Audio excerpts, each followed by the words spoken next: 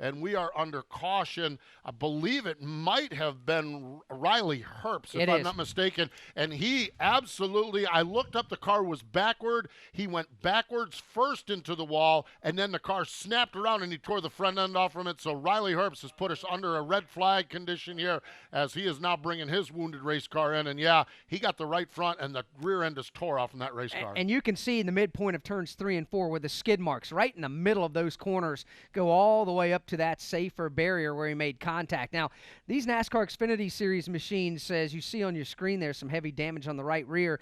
They have what's called a flange fit body, and they're spectacular in the fact that if you smack the wall more times than not, you can almost reach in and pop it back out into place.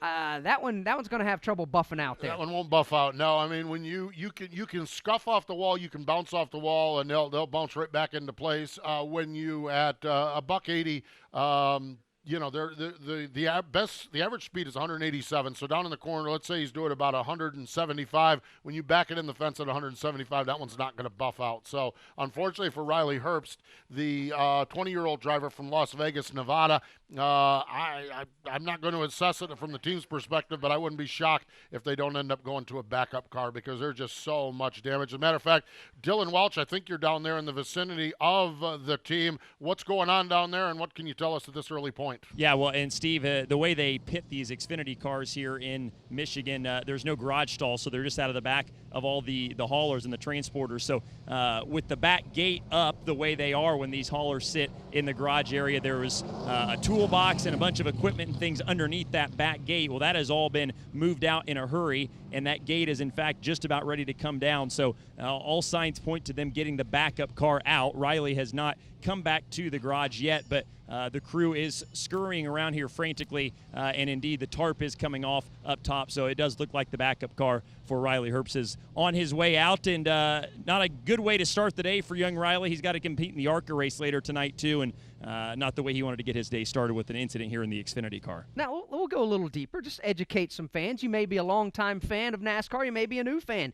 It's not as simple as all that, where you get the car into the fence and say, okay, we're getting a backup out.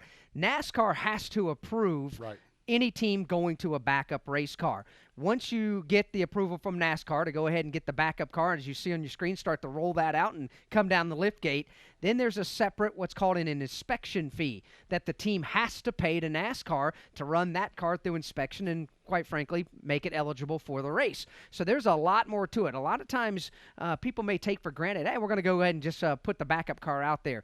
It's a significant expense for a team owner to have to get the backup car off the truck and run it through inspection and put that machine on the race car or on the racetrack.